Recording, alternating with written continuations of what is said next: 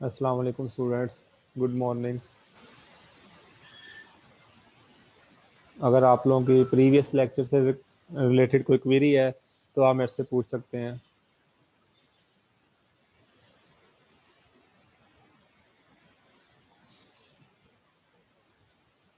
In the previous lectures we have discussed the concept of aggregate demand, why aggregate demand curve is negatively sloped, and determinants of aggregate demand.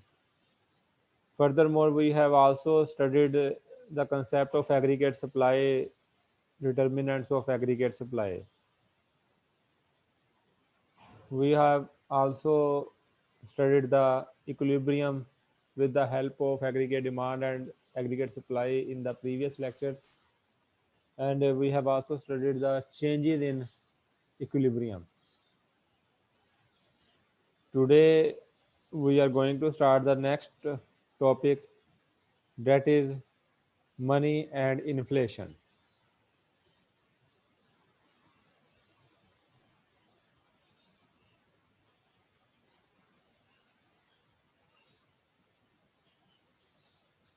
ये screen visible हो रही है बेटा आप लोगों को?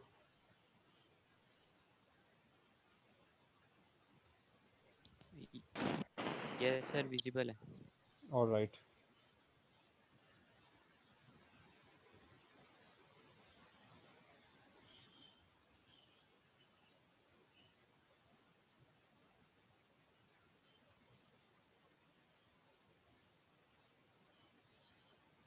First of all, we have to define the concept of money. What is money?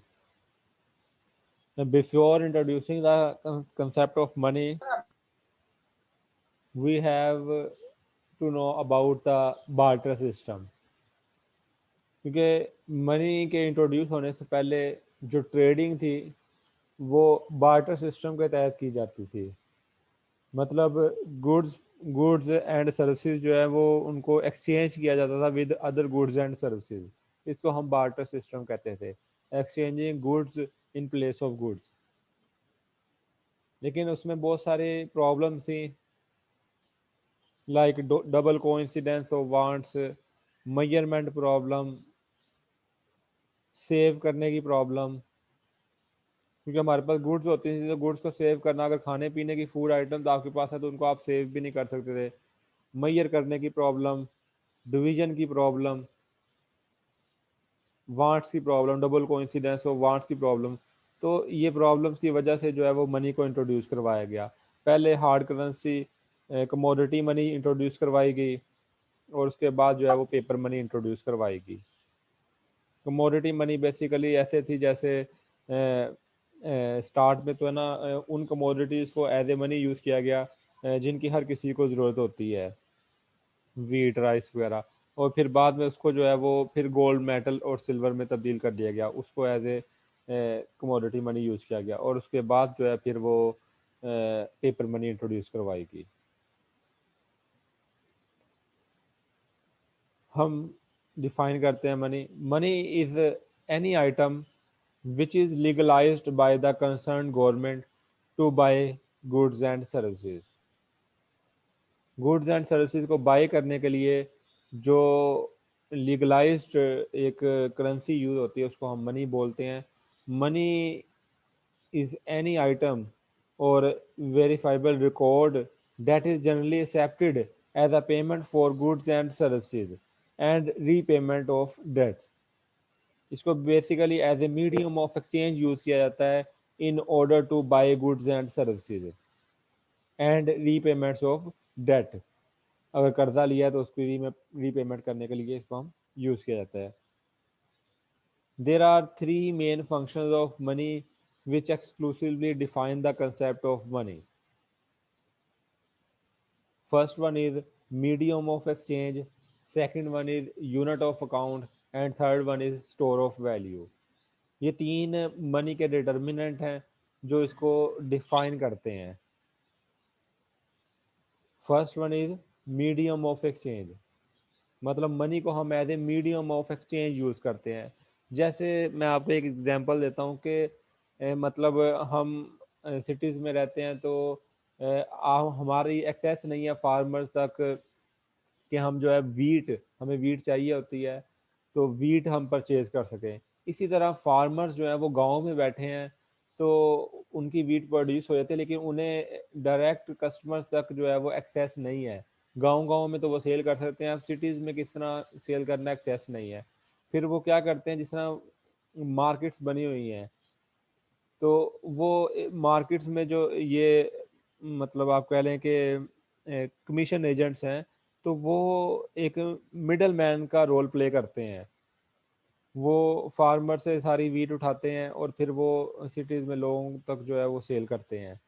तो वो मिडल मैन का रोल प्ले करते हैं। इसी तरह जब हम गुड्स एंड सर्विसेज हमने परचेज करनी होती हैं, तो हम अपनी ज़रूरियात को पूरा करने के लिए गुड्स एंड सर्विसेज परचेज करते हैं। उन गुड्स एंड सर्विसेज को परचेज करने के लिए जो मीडियम ऑफ एक्सचेंज का रोल प्ले करता है वो है मनी। उन गुड्स एंड सर्विसेज को सेल, रीसेल, परचेज करने के लिए money as a medium of exchange का रोल प्ले करता है। क्योंकि बार्टर सिस्टम की एक मेजर प्रॉब्लम थी डबल कोइंसिडेंस ऑफ वांट्स। वो ये थी कि अगर किसी के पास वीट है और वो उसे क्लॉथ के बदले में एक्सचेंज करना चाहता है, अब दूसरा बंदा है उसके पास राइस है, वो राइस देकर वीट लेना चाहता है, वो वीट तो लेना चाहता है लेकिन उसके पास क्लॉथ नहीं है, तो ये डबल कोइंसिडेंस ऑफ वांट्स थी। तो इस तरह की प्रॉब्लम्स को ओवरकम करने के लिए मनी जो है वो as a medium of exchange का रोल प्ले करता है। Second function of money is unit of account. इसकी एक यूनिट में मेजरमेंट है बाकायदा।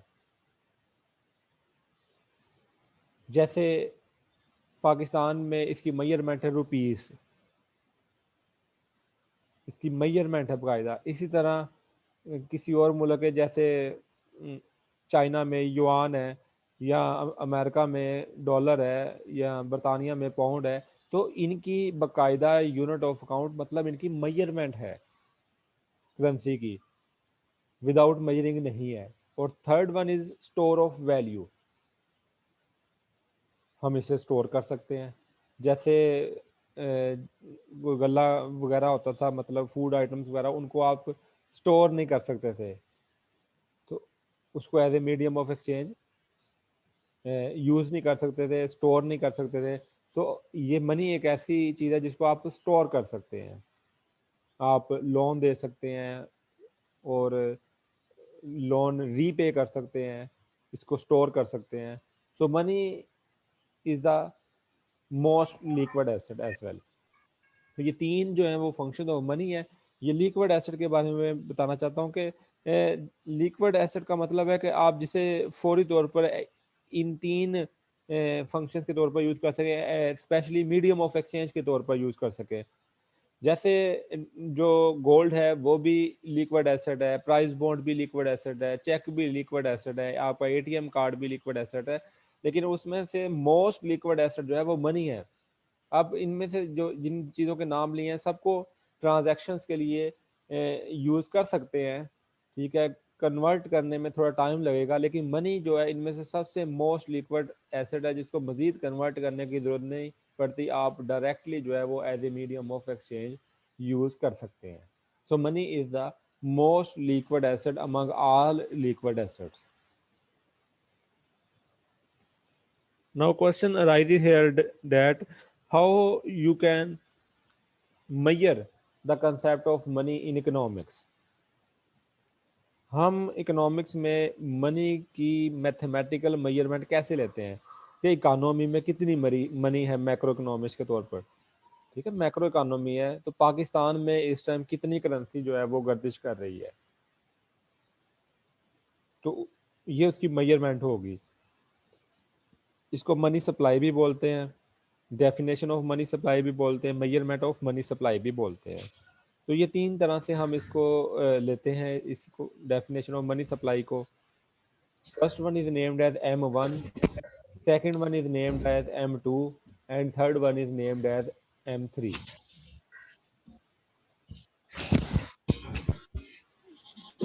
Currency is equal to coins plus paper money.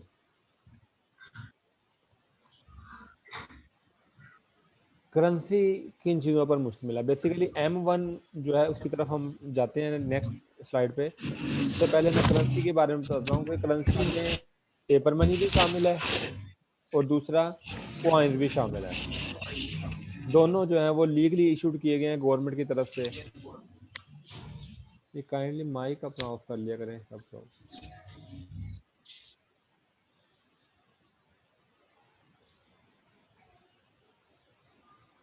Currency में दोनों चीज़ें शामिल हैं, कॉइन्स और दूसरा है पेपर मनी। ये दोनों चीज़ें करेंसी में शामिल हैं, कॉइन्स, पेपर मनी। अब इसमें देखें ये पेपर मनी जो है जो हमारे दरमियान गर्दिश कर रही है ये वो, ठीक है। बेसिकली यहाँ पे करेंसी इन सर्कुलेशन है और अगर M1 की तरफ हम जाते हैं तो उसमें ये दो चीज़ें हम ऐड कर देते हैं। M1 is equal to C+D, ये C पीछे वाला है, ये C करेंसी, C+D, ये बेसिकली C भी लिख सकते हैं, करेंसी इन सर्कुलेशन। और आगे है चेकेबल डिपॉजिट्स या डिमांड डिपॉजिट्स भी लिख सकते हैं, डी के तौर पर भी लिख सकते हैं, डिमांड डिपॉजिट्स और चेकेबल डिपॉजिट्स। ये दो चीज़ें M1 में शामिल होंगी। ये पीछे इसको डिफाइन किया गया है, चेकेबल डिपॉजिट्स को भी और करेंसी इन सर्कुलेशन को भी। करेंसी इन सर्कुलेशन को हमने ये डिफाइन किया है कि जो करेंसी सर्कुलेट में पेपर मनी वो प्लस जो कॉइन्स है वो भी पेपर मनी है, वो भी शामिल होंगे मतलब करेंसी इन सर्कुलेशन में। और दूसरा है चेकेबल डिपॉजिट्स, ये मेजरमेंट ऑफ मनी सप्लाई है। अब देखें ना कि मनी सप्लाई को हम मेजर करें कि इकानमी में कितनी मनी मौजूद है। तो एक तो हो गया करेंसी इन सर्कुलेशन, कि जो करेंसी जो है वो इकानमी में सर्कुलेट कर रही है, उसमें पेपर मनी कॉइन शामिल है। और दूसरा है चेकेबल डिपॉजिट। चेकेबल डिपॉजिट का मतलब है डिमांड डिपॉजिट, मतलब आपके पैसे बैंक में पड़े हैं, आप जब मर्जी चेक फिल करके उसे निकलवा लें। चेकेबल डिपॉजिट से क्या मुराद है, आपके पैसे बैंक्स में पड़े हैं, आप जब मर्जी चेक के जरिए साइन करें उसे निकलवा लें। तो ये भी इसमें शामिल है M1 में। मतलब कहने का है चेकेबल डिपॉजिट अकेले डिपॉजिट भी लिखा जा सकता है, लेकिन कुछ डिपॉजिट फिक्स होते हैं, तो इसमें फिक्स डिपॉजिट शामिल नहीं है। इसमें सारे डिमांड डिपॉजिट या चेकेबल डिपॉजिट शामिल हैं, जिन्हें आप जब मर्जी चेक साइन करके सब सारे के सारे पैसे निकलवा सके। तो ये M1 बन जाएगा। Second definition of money is M2। M2 में क्या शामिल होगा, M1 शामिल है इसमें, plus saving deposits including money market deposit account, small money, M2 less than $1 lakh time deposits, money market mutual funds held by individual. Banking term में सारा लिखा है। मैं आपको आसान अल्फाज में ये बताना चाहता हूँ कि इसमें शॉर्ट टर्म टाइम डिपॉजिट्स शामिल होते हैं जिनकी वर्थ $1 lakh से कम हो अमेरिकन डेफिनेशन के मुताबिक। शॉर्ट टर्म टाइम डिपॉजिट शामिल होते हैं। अब मैं आपको एग्जांपल देता हूँ पाकिस्तान के लिहाज से। जैसे हम किसी बैंक में जाते हैं, आपका उधर अकाउंट है, आपके पैसे जमा है, वो बैंक आप और एज यूजुअल आपको उस पर जो है वो रूटीन वाइज 5% इंटरेस्ट रेट मिल रहा है, लेट्स सपोज। वो बैंक मैनेजर आपको कहता है कि आपके पैसे जो हैं वो 5-10 लाख बैंक में पड़ा है, आप ऐसा करें कि आप ये 3 मंथ्स वाले, जिनकी मेच्योरिटी डेट 3 मंथ्स है, 3 मंथ्स वाले सर्टिफिकेट परचेज कर लें। इस पे आपको रिलेटिवली जो है वो 7% इंटरेस्ट रेट मिलेगा। 3 मंथ्स वाले, 3 मंथ्स तक आप मतलब आप कौन सा पैसा निकलवाते हैं वो कहेगा आपको। तो आप जो है वो 3 मंथ्स वाले ये सर्टिफिकेट परचेज कर लें, ठीक है। 50,000 का एक सर्टिफिकेट है आपको। इस पे जो है वो आपके वैसे भी तो पैसे पड़े ही हैं, तो आप ये सर्टिफिकेट ले लें। तो 3 मंथ आफ्टर 3 मंथ जो है वो मेच्योरिटी इनकी हो जाएगी और आपको 7% के हिसाब से एक्स्ट्रा पैसे मिल जाएंगे। तो ये है शॉर्ट टर्म टाइम डिपॉजिट। अगर उससे पहले भी आपको चाहिए तो आप निकलवा सकते हो, लेकिन उस पर इंटरेस्ट डिडक्ट होगा, तो फिर यूजली लोग नहीं निकलवाते। तो ये हो गया शॉर्ट टर्म फिक्स डिपॉजिट। अब जो M1 था उसमें फिक्स डिपॉजिट शामिल नहीं थे, उसमें करेंसी इन सर्कुलेशन और डिमांड डिपॉजिट शामिल थे। अब M2 में हमने क्या किया है, उन दोनों के अलावा हमने शॉर्ट टर्म टाइम डिपॉजिट जो है वो शामिल कर दिए, तो ये बन जाएगा M। इसी तरह बैंक्स भी ऑफर करते हैं, नेशनल सेविंग बैंक भी ऑफर करता है, बहुत सारे।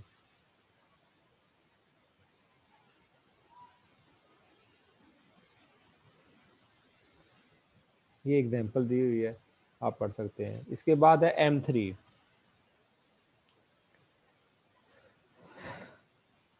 M3 is equal to M2 plus long term time deposit. अब बेसिकली इसमें हमने क्या किया है, मतलब इसमें करेंसी इन सर्कुलेशन भी शामिल है, डिमांड डिपॉजिट भी शामिल है, और शॉर्ट टर्म टाइम डिपॉजिट भी शामिल है, और उसके अलावा लॉन्ग टर्म टाइम डिपॉजिट्स भी शामिल है। मतलब जिस तरह मैंने अभी एग्जांपल दिया है, बैंक्स आपको ऑफर करते हैं मोर देन 1 ईयर के जो है वो सर्टिफिकेट्स, कि आप ये सर्टिफिकेट परचेज कर लें, 5 साल इसकी मेच्योरिटी डेट है या 10 साल इसकी मेच्योरिटी डेट है, आपको जो है वो 15%, 20% जो है वो इस पे जो है वो इंटरेस्ट रेट जो है वो मिलेगा, एज कम्पेयर टू जो मतलब रूटीन वाइज इंटरेस्ट रेट उससे ज़्यादा ऑफर करते हैं, तभी तो आप फिक्स करवाएंगे। जैसे आप नेशनल सेविंग बैंक में कभी जाएं तो वो आपको बेशुमार इस तरह की चीज़ें जो है वो ऑफर करते हैं, सबसे ज़्यादा वही जो है वो लॉन्ग टर्म टाइम डिपॉजिट के बारे में ऑफर करते हैं। जैसे आप इंश्योरेंस करवा लेते हैं, 20 साल का इंश्योरेंस है, आप पैसे जमा करवाते रहते हैं, 20 साल बाद आपको इतने % इतने मिलेंगे, तो ये सारे लॉन्ग टर्म टाइम डिपॉजिट्स में आते हैं। अगर आप इनको भी शामिल कर दें तो ये M3 बन जाएगा। तो ये 3 मेजरमेंट ऑफ मनी है, मनी सप्लाई है। इन तीनों तरीकों से ही हम मनी सप्लाई को मेजर करते हैं। यूजुअली हम इकोनॉमिक्स में जो है वो M2 को ज़्यादातर यूज़ कर लेते हैं, लेकिन ये तीनों ही मेजरमेंट ऑफ मनी है, तीनों को ही यूज़ किया जाता है मनी सप्लाई की मेजरमेंट के लिए। Next topic is types of money. First one is commodity money, second one is fiat money. अब कमोडिटी मनी के बारे में मैं ऑलरेडी डिस्कस कर भी चुका हूँ कि पहले जो है वो गोल्ड, सिल्वर, मेटल, ठीक है, इस तरह की धातों को जो है वो कीमती धातों को जो है वो एज ए मनी यूज किया गया। Simple, the money which has its intrinsic value is called commodity money. ऐसी मनी जिसकी अपनी, ठीक है, अपनी कोई उसकी आप कह लें वैल्यू हो, इंट्रिंसिक अंदरूनी वैल्यू हो, उसको कमोडिटी मनी बोलते हैं। मैं आपको जैसे एग्जांपल जैसे मैंने दे रहा हूँ कि कॉइन यूज होते थे पहले सोने के या किसी और, सोने के अलावा भी और धातुओं के भी कॉइन यूज होते थे, दिनार वगैरह, दिरहम वगैरह, तो अशरफियों की थैलियां देते थे जी हैं। तो उन कॉइन्स की अपनी वैल्यू, मतलब एक तो ऊपर लिखा है ना उसके कि ये जो है वो 500 दरहम है या 50 दरहम है, एक तो ऊपर लिखा है, लेकिन उसके अलावा उस धात की अपनी कितनी कीमत है वो इंट्रिंसिक वैल्यू कहलाती है। So the money which has intrinsic value is called commodity money. जैसे अभी थोड़ा सा प्रीवियस चले जाएं, कोई 10 साल पहले जो कॉइन्स थे थोड़े हैवी थे, उन कॉइन्स की इंट्रिंसिक वैल्यू मौजूद होती थी। मतलब वो 5 रुपए का अगर कॉइन है तो उसकी उस दाज की कीमत भी कुछ 4 रुपए 5 रुपए मौजूद थी, तो वो कमोडिटी मनी कहलाती थी। और जो अब बहुत लाइट वेट कॉइन है, आई डोंट नो कि उसकी कोई कीमत इंट्रिंसिक वैल्यू है या नहीं, लेकिन मेरे मुताबिक उसकी इंट्रिंसिक वैल्यू नहीं है। जो कॉइन मौजूद है उसकी वो लाइट वेट है, उसकी अपनी कोई कीमत उस दात की कोई कीमत, वो इंट्रिंसिक वैल्यू कहलाती है। ठीक है, तो आजकल कमोडिटी मनी नहीं है तकरीबन। The money which has its intrinsic value is called commodity money, and the money which has no intrinsic value is called fiat money. आजकल सारी फेट मनी है कि इसकी इंट्रिंसिक वैल्यू नहीं। जैसा पेपर है कि 5,000 का नोट है, उस पेपर की कितनी वैल्यू है, उस पेपर की कोई वैल्यू नहीं है। So the money which has no intrinsic value is called fiat money. तो जिसकी अपनी जो है वैल्यू ना हो उस मतलब दात की या उस कागज के टुकड़े की, तो उसको फेट मनी बोलते हैं। तो आजकल जितनी भी यूज हो रही है वो सारी फेट मनी है, कमोडिटी मनी यूज नहीं हो रही।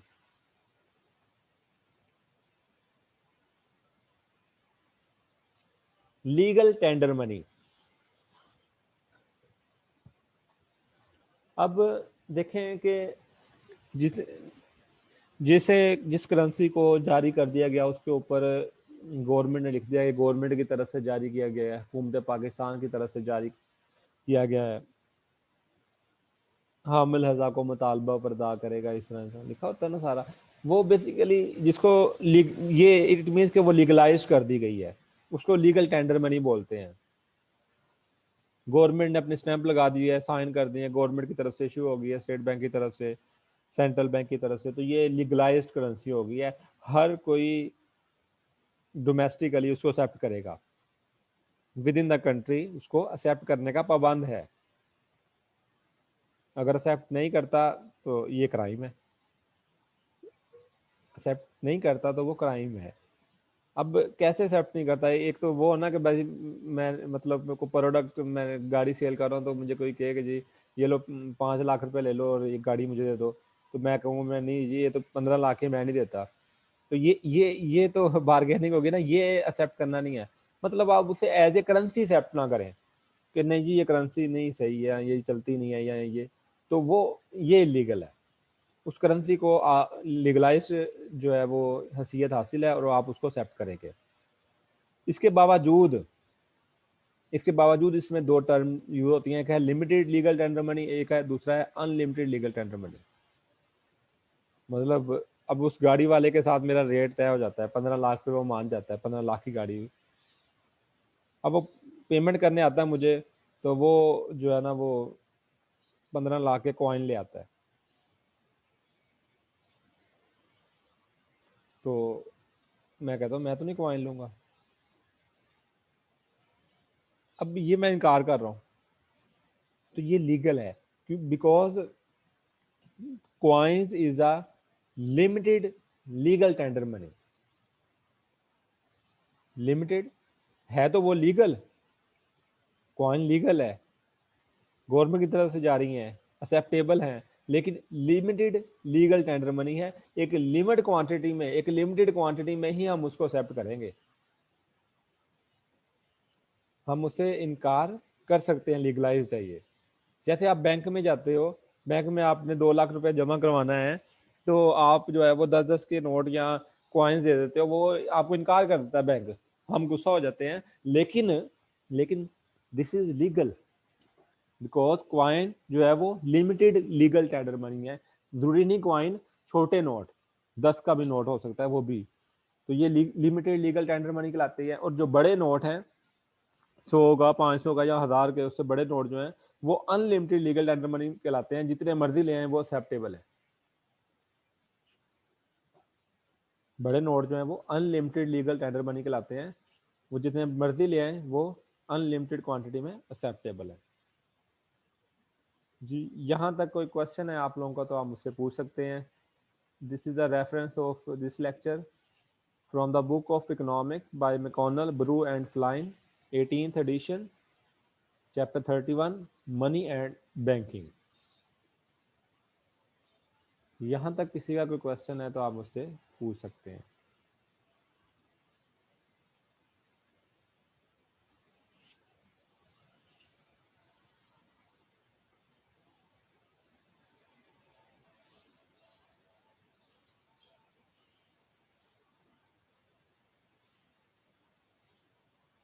Next topic is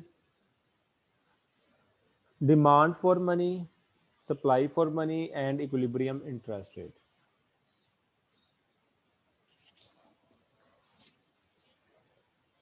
demand for money, why does the public want to hold some of its wealth as money? There are three motives behind the demand for money. First one is transaction demand for money. Second one is precautionary demand for money. And third one is speculative demand for money. Basically demand for money मतलब हम currency को, money को as अपनी pocket में रखना क्यों पसंद करते हैं, अपने पास क्यों रखते हैं। इसके तीन मोटिव हो सकते हैं। एक है ट्रांजैक्शन डिमांड फॉर मनी, दूसरा है प्रिकॉशनरी डिमांड फॉर मनी, तीसरा है स्पेकुलेटिव डिमांड फॉर मनी। पहला है ट्रांजैक्शन डिमांड फॉर मनी, इनको हम डिटेल में डिस्कस करते हैं वन बाय वन। पहला है ट्रांजैक्शन डिमांड फॉर मनी। हम मनी को अपने पॉकेट में अपने पास इसलिए रखते हैं क्योंकि हमने गुड्स एंड सर्विसेज को परचेज करना होता है, इसको बोलते हैं ट्रांजैक्शन डिमांड फॉर मनी। हमने ट्रांजैक्शन मोटिव के लिए यूज करना होता है, हमने गुड्स एंड सर्विसेज जो है वो बाय करनी होती है because it is convenient for purchasing goods and services. Transaction demand for money depends upon your income. अगर आपकी इनकम ज्यादा होगी तो ट्रांजैक्शन डिमांड फॉर मनी भी ज्यादा होगी, अगर आपकी इनकम कम होगी तो ट्रांजैक्शन डिमांड फॉर मनी भी कम होगी। आपकी इनकम ज्यादा है तो आप अपनी पॉकेट में ज्यादा पैसे रखोगे ना परचेज गुड्स एंड सर्विसेज, और अगर आपकी इनकम कम है तो आपके पास पैसे भी कम, आप कम पैसे रखोगे to buy goods and services. So transaction demand for money depends upon the level of income. Income ज्यादा होगी तो ट्रांजैक्शन डिमांड फॉर मनी भी ज्यादा होगी, इनकम कम होगी तो ट्रांजैक्शन डिमांड फॉर मनी भी कम होगी। Second motive behind the demand for money is precautionary demand for money. Precautionary motive के लिए हम अपने पास पैसे रखते हैं, इंसिडेंट्स कोई लाइफ में आते हैं उनको मीट करने के लिए हम अपने पास, इमरजेंसी के लिए हम अपने पास पैसे रखते हैं, उसको हम प्रिकॉशनरी डिमांड फॉर मनी कहते हैं। कोई इंसिडेंस, कोई इमरजेंसी हालात को मीट करने के लिए, कोई बीमारी आ जाती है अचानक, उसको मीट करने के लिए आप अपने पास जो पैसे रखते हैं उसको प्रिकॉशनरी डिमांड फॉर मनी कहते हैं। प्रिकॉशनरी का मतलब है नागहानी हालात के लिए। Precautionary demand for money also depends upon the level of income. ये डीपी जो लिखा हुआ है demand for money for precautionary motive, और आगे फंक्शन ऑफ इनकम है, Y stands for income. Precautionary demand for money also depends upon the level of income. अगर आपकी इनकम ज्यादा होगी तो प्रिकॉशनरी डिमांड फॉर मनी भी ज्यादा होगी, अगर आपकी इनकम कम होगी तो प्रिकॉशनरी डिमांड फॉर मनी भी कम होगी। जाहिर है इनकम ज्यादा हो तभी वो आप इसके लिए रखेंगे पैसे, अदरवाइज तो आप अपना ही गुजारा कर रहे होंगे, ट्रांजैक्शन मोटिव के लिए यूज कर रहे होंगे। The third motive for demand for money is speculative demand for money और इन्वेस्टमेंट डिमांड फॉर मनी। हम इन्वेस्टमेंट के लिए जो है वो डिमांड फॉर मनी करते हैं, या स्पेकुलेटिव मोटिव कहलाता है क्योंकि इसमें रिस्क होता है इन्वेस्टमेंट में। So according to professor Keynes, the speculative demand for money और investment demand for money depends upon income and as well as interest rate. जो स्पेकुलेटिव डिमांड फॉर मनी है वो इनकम पे भी डिपेंड करती है और इसके साथ जो है वो इंटरेस्ट रेट पे भी डिपेंड करती है। इनकम पे डिपेंड करती है और इसके साथ इंटरेस्ट रेट पे भी डिपेंड करती है। इनकम पे पॉजिटिवली डिपेंड करती है जबकि इंटरेस्ट रेट पे नेगेटिवली डिपेंड करती है। मतलब अगर इनकम ज्यादा होगी तो स्पेकुलेटिव डिमांड फॉर मनी भी ज्यादा होगी, इनकम कम होगी तो स्पेकुलेटिव डिमांड फॉर मनी भी कम होगी। लेकिन इंटरेस्ट रेट पे नेगेटिवली डिपेंड करती है। हम ऑलरेडी इन्वेस्टमेंट फंक्शन में पढ़ चुके हैं, इन्वेस्टमेंट डिमांड अगर आप याद करें उसमें पढ़ चुके हैं। तो अगर इंटरेस्ट रेट ज्यादा होगा तो स्पेकुलेटिव डिमांड फॉर मनी कम होगी या इन्वेस्टमेंट डिमांड फॉर मनी कम होगी, और अगर इंटरेस्ट रेट कम होगा तो स्पेकुलेटिव डिमांड फॉर मनी ज्यादा होगी। हम इसको दो तरीकों से एक्सप्लेन कर सकते हैं। एक ये तरीका कि आपके पास ऑलरेडी बहुत ज्यादा पैसे हैं, तो अगर इंटरेस्ट रेट ज्यादा है तो आप बैंक में पैसे रखवाएंगे, खुद इन्वेस्टमेंट नहीं करेंगे। क्यों? उसमें रिस्क होगा और आपको इंटरेस्ट रेट फिक्स मिल रहा है, तो आप पैसे बैंक में रखवाएंगे। इस तरह इन्वेस्टमेंट में कमी आ जाएगी, इन्वेस्टमेंट डिमांड फॉर मनी कम हो जाएगी। और इसी तरह अगर इंटरेस्ट रेट कम है तो फिर आप खुद इन्वेस्टमेंट करेंगे, क्योंकि वहां पे पैसे रखवाने से आपको बहुत कम इंटरेस्ट मिल रहा है, फिर आप खुद इन्वेस्टमेंट करेंगे, स्पेकुलेटिव डिमांड फॉर मनी ज्यादा होगी। या अगर आप दूसरे एंगल से लेना चाहें जिसमें आपके पास पैसे मौजूद नहीं है, तो अगर इंटरेस्ट रेट ज्यादा है तो it mean cost of boring money ज्यादा है, तो आप कम बोरो करेंगे, कम इन्वेस्टमेंट करेंगे। So investment demand for money जो है वो कम हो जाएगी। और इसी तरह अगर इंटरेस्ट रेट कम है तो मतलब कॉस्ट ऑफ बोरिंग मनी कम है, So you will be able to get more loan, more investment. Speculative demand for money will increase. So speculative demand for money depends positively on the income level and negatively on the interest rate.